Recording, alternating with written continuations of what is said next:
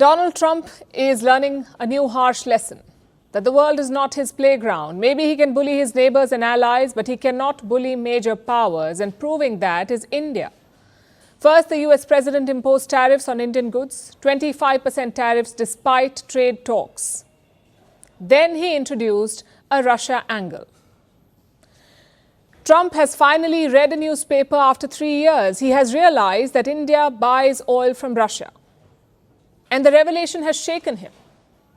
So his new obsession is this. Trump wants India to stop buying Russian oil. Just a short while back, he posted on social media. Listen to what he said.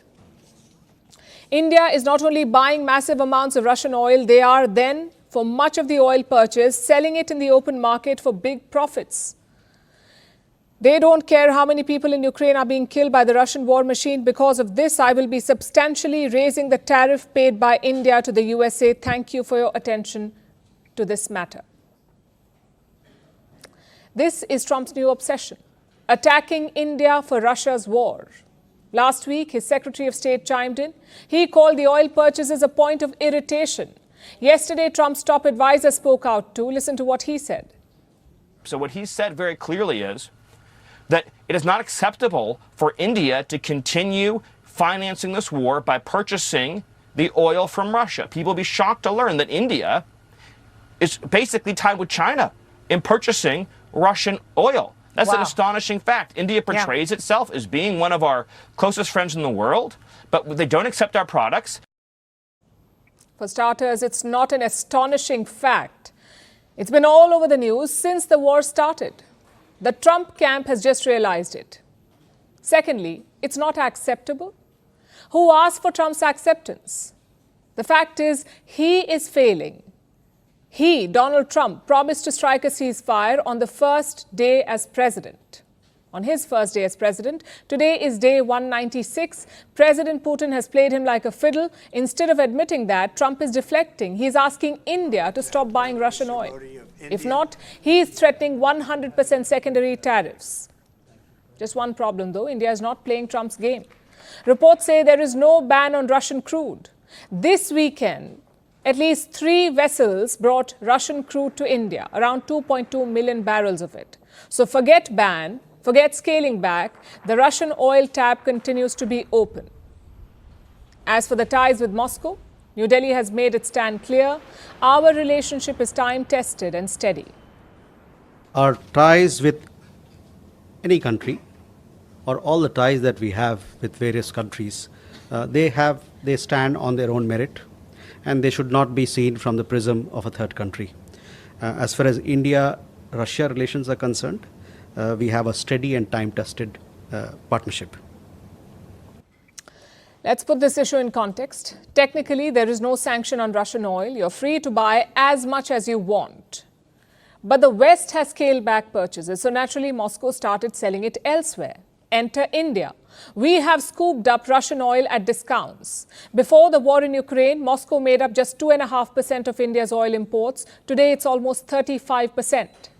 In fact, Russia is the top crude supplier to India. So Trump is asking a lot from India. He wants us to abandon our top oil supplier. Also, this demand is not isolated. It is part of a series of attacks against India. First, Trump claimed credit for the Pakistan ceasefire. Then he slapped 25% tariffs on India, and now he is adding the Russian angle. Chances are the Indian leadership is losing patience. Prime Minister Modi struck a defiant tone over the weekend. इसलिए भारत को भी अपने आर्थिक हितों को लेकर सजग रहना ही है। हमारे किसान, हमारे लघु उद्योग,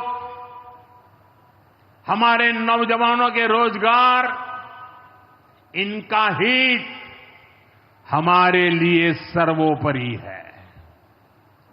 अब हम कुछ भी खरीदें तो एक ही तराजू होना चाहिए।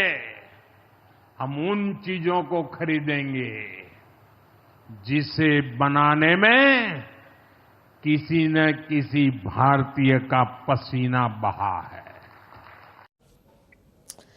It's like Trump is on a war path. like he's spoiling for a confrontation with India.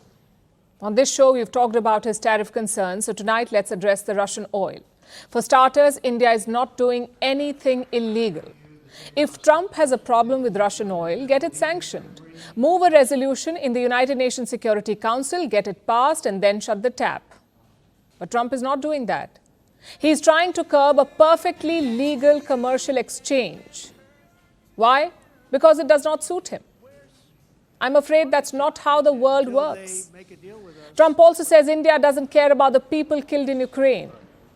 Is that why Prime Minister Modi visited Kiev personally? Is that why he consoled President Zelensky? Is that why he told President Putin that this is not the era for war? And please spare us the lectures on humanity. Trump and his buddies insulted Zelensky in the Oval Office. You invited and ambushed him. And secondly, look at your own allies in Europe. The European Union is buying more and more Russian energy. Last year, they bought $25 billion of it. That's Russian oil plus gas, 25 billion. It's more than what Europe gave Ukrainian military aid. The aid to Ukraine was $21 billion. The energy payments to Russia were $25 billion. If you think that's absurd, listen to this. Until January this year, 2025, Russian gas was transiting through Ukraine. Massive pipelines run from Russia to Europe. Some of them cross over Ukraine. Until January this year, Kiev was getting paid for this. Almost $800 million annually. I'll repeat that for you.